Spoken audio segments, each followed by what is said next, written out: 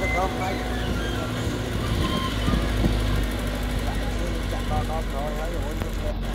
là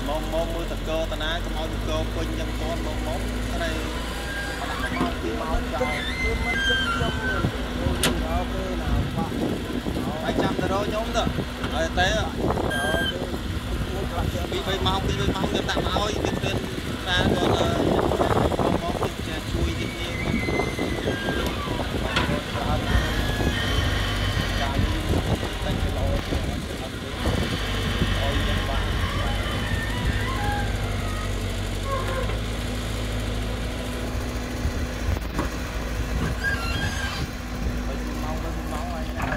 quanh là mình chỉ hiên á nè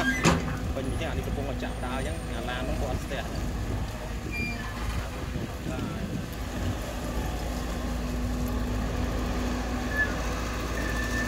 anh cái lớn chẳng em ta cái đang nhiều bình cái lái lại chốt nó mất nữa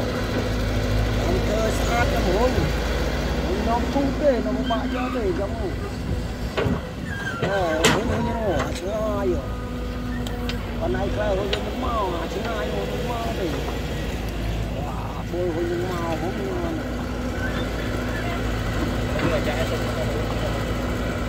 ê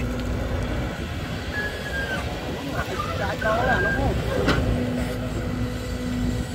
quả trăm lên trăm là ít cao khó đấy à lên thì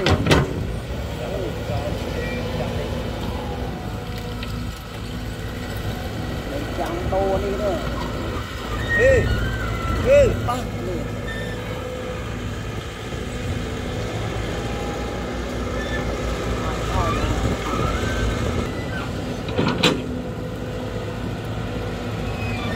nó không đi đâu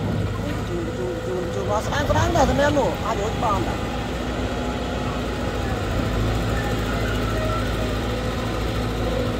bây giờ anh lại to đi anh lên rồi mà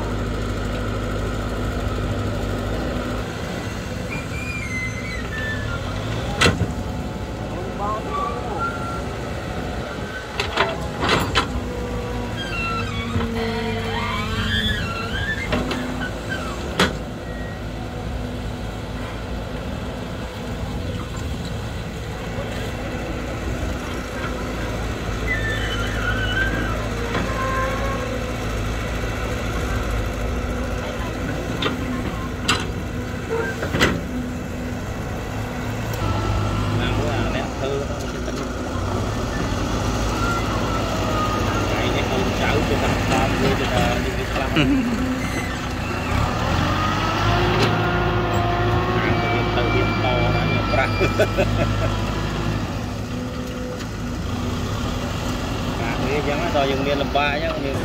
địch đạm màu kho đào con mưa đó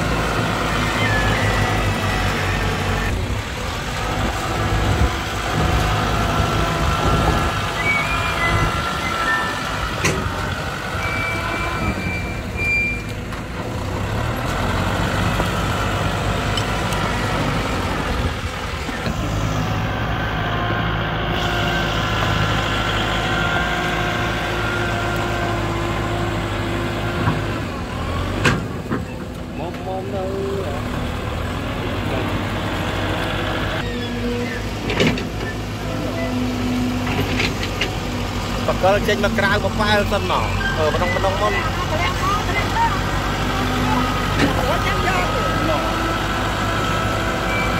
đông tới lúa này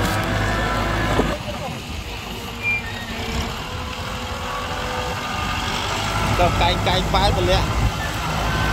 chết tới rồi đó là nhóm chết tới rồi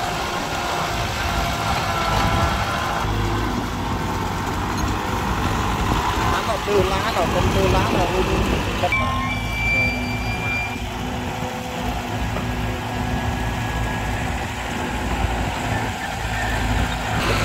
đây các bạn đưa lên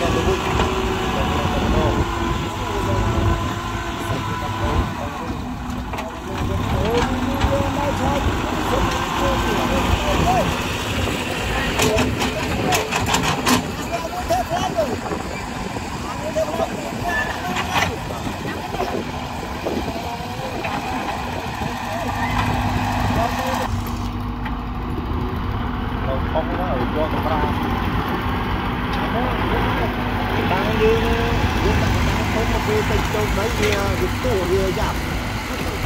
thấy ta đang tập không muốn thấy biết cho ta không anh đi và còn mua một người con số con đi một mất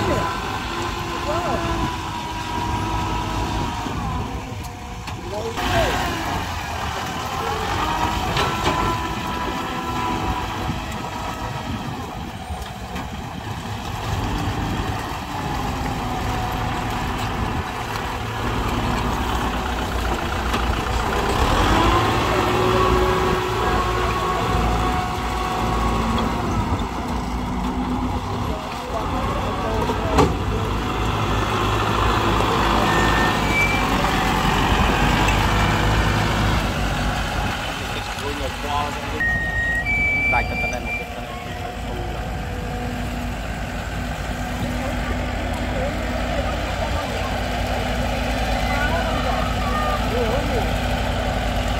tới anh chị đâu rồi đó